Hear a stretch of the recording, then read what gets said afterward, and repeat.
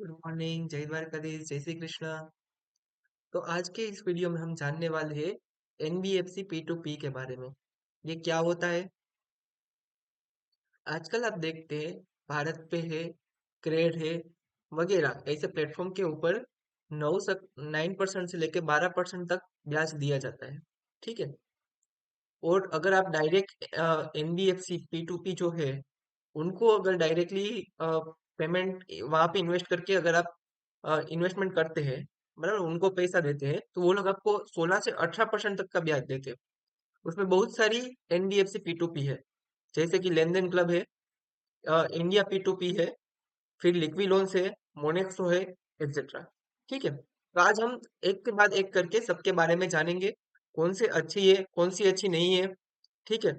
और ये NBFC P2P platform है वो क्या होता है, वो अपन देखेंगे। ठीक है। तो चलो आज का वीडियो अपन शुरू करते हैं।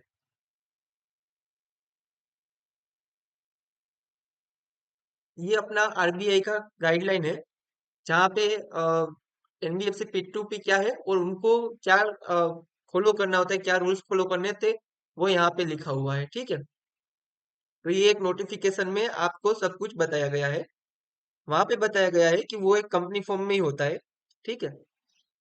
सबसे पहले अपन देख लेते हैं, कंपनी होता है जो कंपनी सेट में रजिस्टर होता है वो ये एनबीएफसी P2P का काम कर सकता है। ठीक है। तो एलिजिबिलिटी क्राइटेरिया कौन एनबीएफसी P2P बन सकता है उससे हमें पता चल जाएगा।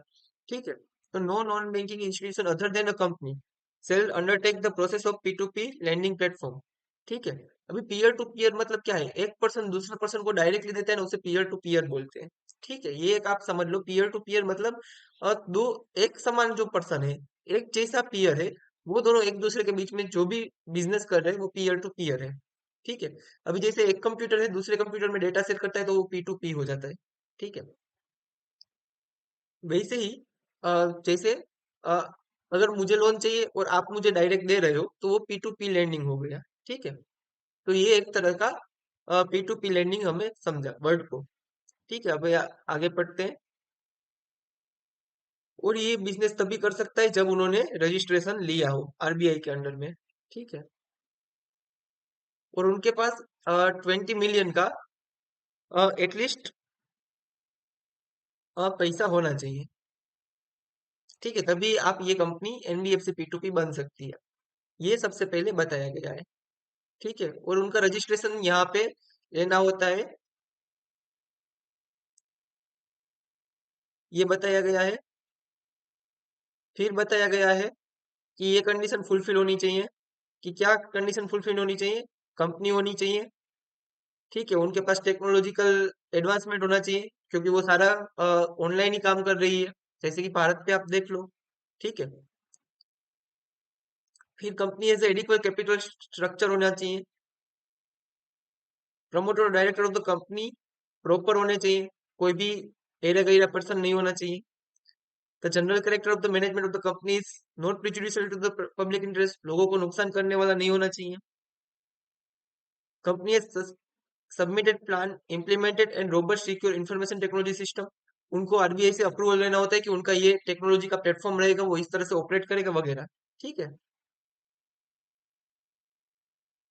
उसके बाद इनको सर्टिफिकेट ऑफ रजिस्ट्रेशन दे दिया जाएगा और वो फिर ये काम कर सकता है। ठीक है। तो ये हमने एक बेसिक अंडरस्टैंडिंग ले ली कि एनबीएफसी P2P होता है वो एक कंपनी होती है कि जो एक ऑनलाइन प्लेटफॉर्म चलाते हैं, जिनके ऊपर से आप पैसा ले सकते हो या तो दे सकते हो, मतलब कि आप इन्वेस्ट कर सकते हो या तो आप लोन ले सकते हो। ये इन शॉर्ट आपका बेसिक अंडरस्टैंडिंग हो जाता है। ठीक है।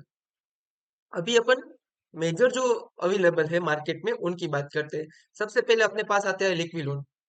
ये क्या करता है, तो 11% के हिसाब से अप्रोक्सीमेटली लोन देता है लोगों को। ठीक है। और अगर आप उसमें इन्वेस्टमेंट करना चाहो तो आपको वो 9% जितना आपको रेट पे इन्वेस्टमेंट करने देता है। अगर आप इन्वेस्टमेंट में यहाँ पे इन्वेस्ट सेक्शन में जाओगे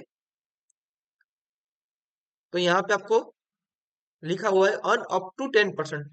तो अप टू 10% है, 100% 10% देगा उसकी कुछ गारंटी नहीं है। ठीक है। फिर अभी आप नीचे देखोगे तो आपको यहाँ पे लिखा हुआ मिलेगा, ठीक है, कि यहाँ पे रिस्क नहीं है। बराबर, पर ये कितना सच है? ये पूरा सच नहीं है, ये सिर्फ आधा अधूरा सच है। यहाँ पे किसी भी तरह की गारंटी नहीं होती है। जैसे कि मैंने ये अभी आरबीआई वाला बंद कर दिया, मैं यहाँ पे आपको दिखा देता हूँ वापिस से, एक मिनट। हाँ, ये रिजर्व बैंक ऑफ इंडिया का जो एक्ट है, यहाँ पे लिखा हुआ है आगे क्या क्या काम कर सकता है ना उसमें। देखो, ये कोई भी तरह का गारंटी नहीं दे सकता है। क्रेडिट का कुछ भी गारंटी नहीं होता है। यहाँ पे जो भी पैसा लोन का लेगा वो भी गारंटेड नहीं होगा।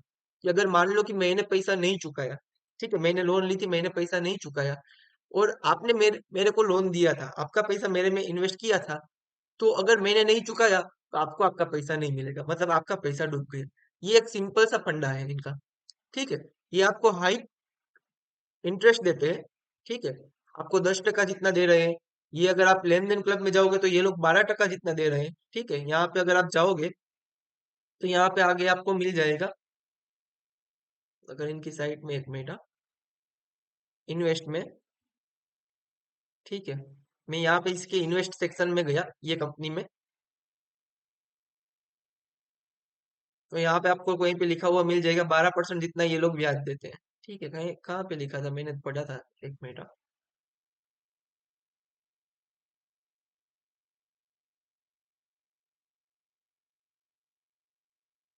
ठीक है, ये रहा, देखो, 10 से 12% पर एनम जितना ये लोग आपको रिटर्न देते हैं। ठीक है, फिर आते हैं अपन इंडिया P2P।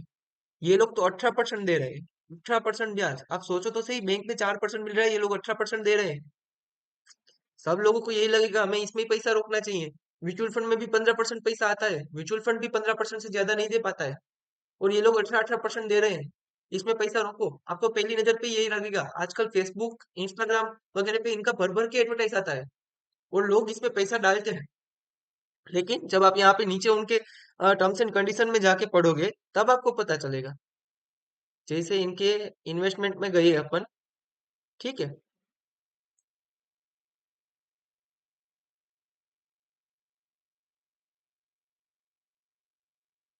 यहाँ पे एक मिनट, मैं आपको दिखाता हूँ। यहाँ पे देखो क्या लिखा है, reserve bank of India is not liable, does not accept any responsibility of the correctness of any statement or representation made, opinion expressed by the India P2P.com। मतलब इन्होंने जो भी यहाँ पे वेबसाइट पे लिखा है उनके लिए रिजर्व बैंक ऑफ इंडिया जिम्मेदार नहीं है। बराबर, क्योंकि उन्होंने पहले ही लिख के रखा था कि ये आरबीआई अप्रूव्ड है। ठीक है, अगर आप देखोगे तो सबकी साइट में ये लिखा हुआ मिलेगा, आरबीआई अप्रूव्ड है, P2P है, आरबीआई अप्रूव्ड, एनबीएफसी है, आरबीआई अप्रूव्ड है, समथिंग समथिंग, ऐसा आरबीआई का नाम से ही ये लोग आते हैं। ठीक है, सब लोग डर जाते हैं। सब लोग सोचते हैं कि ये तो आरबीआई ने अप्रूव किया हुआ है, तो इसमें पैसा डालो, कुछ प्रॉब्लम नहीं है। लेकिन P2P का लाइसेंस क्या है वो भी तो समझो। P2P का लाइसेंस ही सिर्फ उतना ही है, वो बैंक का किसी किसी भी तरह से बैंक का लाइसेंस नहीं है। ये सिर्फ किसी कंपनी को एक ऑनलाइन प्लेटफॉर्म चलाने के लिए दिया गया लाइसेंस है। उनके अलावा ये कुछ भी नहीं है। सिर्फ पहले तो ये बात समझ लो, ठीक है।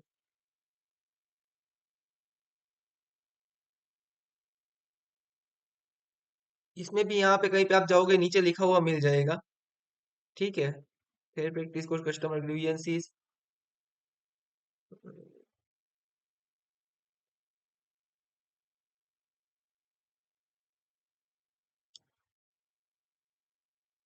इसमें लेंडर्स एग्रीमेंट में रहेगा, उसमें लिखा हुआ रहेगा।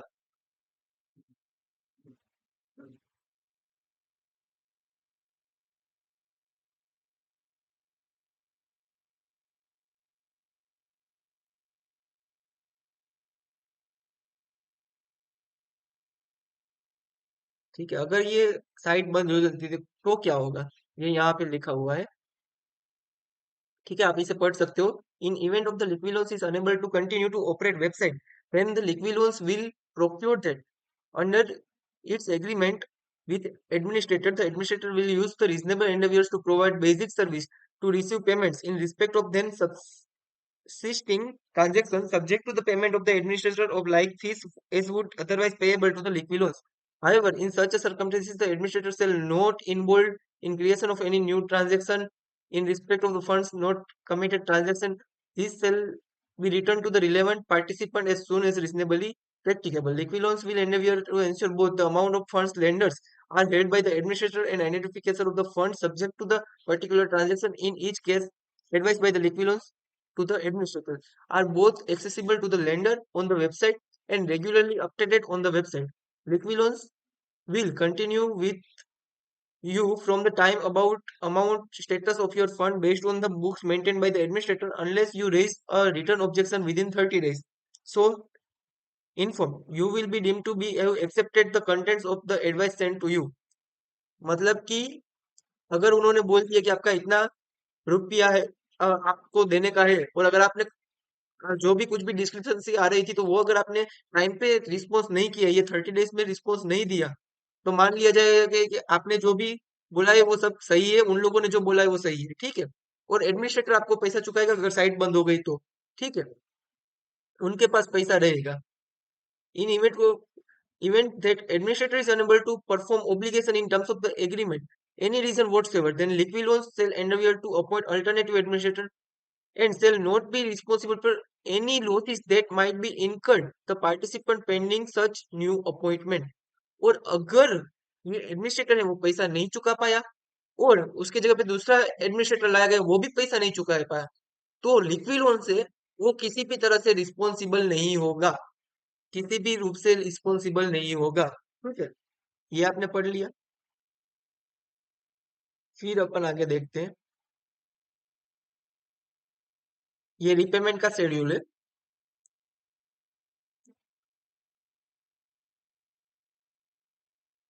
इस तरह से वो रिपेमेंट लेगा ठीक है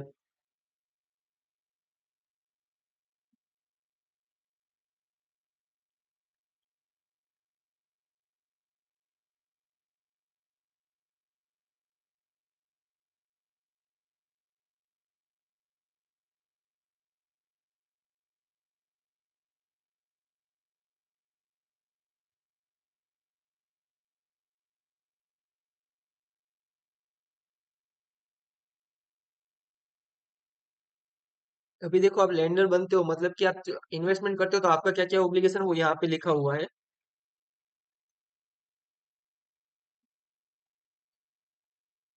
उसमें आप 50,000 से लेके 50 लाख तक का इन्वेस्टमेंट कर सकते हो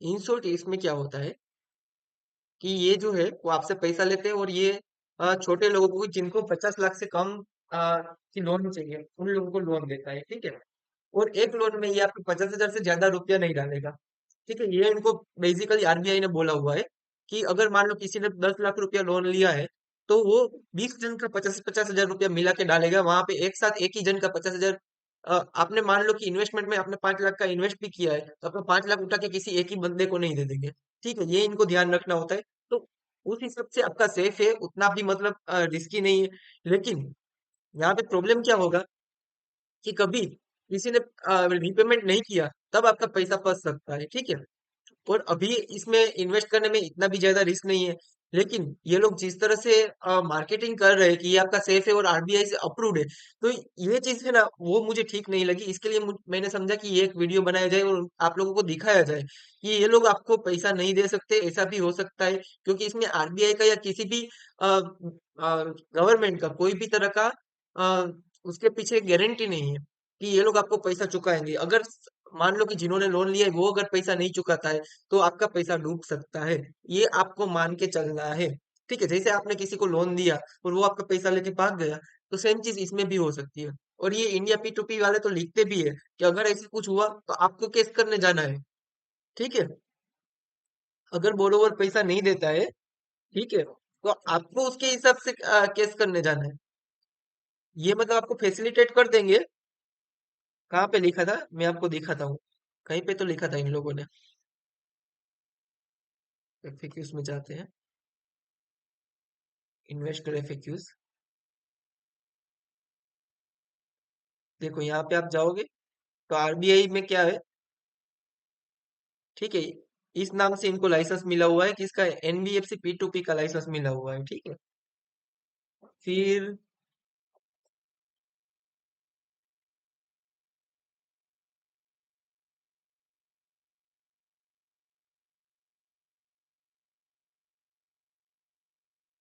इसमें आप देख लो। ठीक है, ये सब ये लोग चेक करते हैं। ठीक है, उसके बाद ही किसी को लोन देते हैं। उसके ये क्रेडिट रेटिंग चेक किए बिना नहीं देते हैं। ठीक है।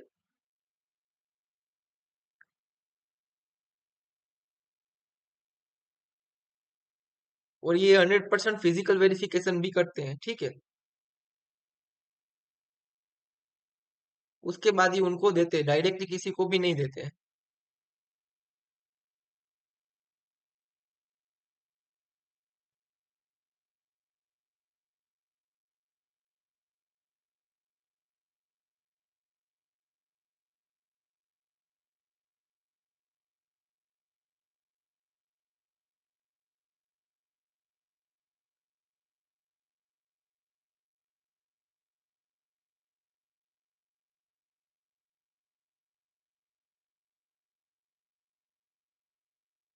खत्म, मैं आपको दिखाने वाला था, एक minute.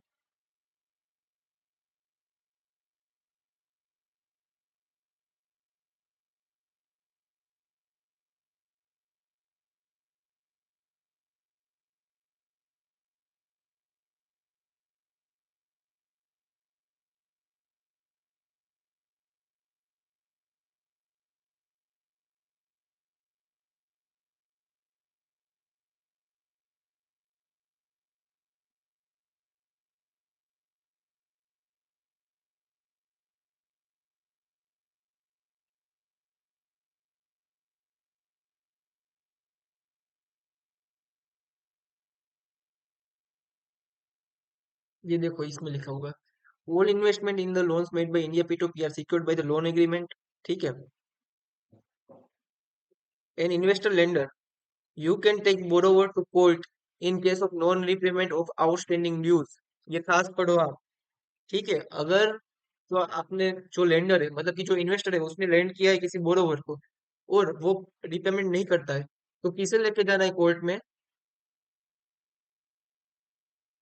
As an investor lender, you can take borrower to court in case of a non-repayment of the outstanding dues. India P2P will also assist you in initiating this legal process if needed. बराबर, ये लोग आशिश कर देंगे आपको कि आप यहाँ पे जाके केस फाइल कर सकते हो, ये सिर्फ इतना बता देंगे। ठीक है, बाकी का प्रोसेस आपको करना है। In addition, all of the borrowers of the repayment of the information is reported to all credit bureaus. ठीक है, वो तो वो लोग करेंगे कि अगर किसी ने प्रीपे मतलब टाइम पे पैसा नहीं दिया है, तो वो ये लोग क्रेडिट ब्यूरो वालों को बता देंगे ताकि उनका क्रेडिट रेटिंग डाउन हो जाए। ठीक है, but it may be noted that India P2P does not guarantee returns on the investment in loans made on its platform. ये लोग किसी भी तरह का गारंटी नहीं देते हैं कि ये इतना आपको रिटर्न मिलेगा ही मिलेगा। ठीक है, ये बात बहुत ध्यान में रखने वाली बात है। ये सभी जो भी है लेन देन क्लब है या दूसरे जो भी P2P है, वो सब के ऊपर अप्लाई होती है। ठीक है, तो आज के वीडियो में बस इतना ही। मुझे ये खास तो आप लोगों को यही बताना था कि जो ये एनबीएफसी P2P है, वो लोग इतना ज्यादा रिटर्न दे रहे हैं, तो क्या उसमें पैसा रोकना सेफ है या नहीं है, ये अब आपको तय करना है। ठीक है, मैंने आपको बताया है कि एनबीएफसी P2P अगर हम समरी बनाए तो क्या होता है कि ये लोग पैसा लोगों से लेते हैं। मान लो कि मैं अभी P2P एक कंपनी हूँ। ठीक है, मैंने P2P कंपनी बनाई है, तो मैं अभी क्या करूंगा वो मैं आपको समझाता हूँ। आप लोगों इसमें से कुछ लोगों को पैसा रोकना है, पैसा इन्वेस्ट करना है, कुछ लोगों को है वो लोन चाहिए। तो जिनको लोन चाहिए उनको मैं लोन दूंगा 18 से 20%। मान लो 30%, 40% तक मैं लोन दूंगा, इन लोगों को उतना ब्याज लूंगा। उनके सामने जो लोग, मेरे पास तो पैसा है नहीं, मैं आप लोगों से ही पैसा लूंगा, तो उसमें से कुछ लोग मुझे पैसा देंगे, उन लोगों को मैं ब्याज दूंगा। तो मैं क्या करूंगा, हाई ब्याज दूंगा, काफी सारा ब्याज दूंगा। तो 12%, 18% जितना मैं ब्याज दूंगा, जो अपन ने अलग अलग वेबसाइट में अलग अलग कंपनी को अभी देखा। ठीक है, तो और इंडिया P2P का अभी बहुत सारा एडवर्टाइज आ रहा है। मेरा आप लोगों पे विनती है कि आप कोई भी कोई भी इन्वेस्टमेंट कर रहे हो तो आप उसके बारे में पूरा पढ़ो, उसके बाद ही आप इन्वेस्ट करो। अगर आप लोन भी ले रहे हो तो भी आप पूरा देखो, उसके बाद ही लोन लो। आप कहीं से भी लोन मत लो, क्योंकि आजकल लोन में भी बहुत सारे फ्रॉड हो रहे हैं। कुछ एप्लीकेशन ऐसी भी मार्केट में है कि जहाँ पे अगर आपने क्लिक नहीं किया है तो भी आपको पैसे आपके बैंक में ट्रांसफर हो जाते हैं। फिर फिर वो लोग आपको धमकाते हैं पैसा वगैरह देने के लिए। और उसमें इंटरेस्ट से ज्यादा उसकी फीस लग जाती है, प्रोसेसिंग फीस के नाम पे वो बहुत सारा पैसा ले लेते हैं। तो वो भी आपको किसी भी ऑनलाइन एप्लीकेशन से लोन लेते वक्त खास देखना है कि उनका प्रोसेसिंग फीस क्या है। ठीक है, तो आप इतनी बातों का ध्यान रखें, तो आप लोगों को कुछ भी तरह का लॉस नहीं होगा। ठीक है, थैंक यू।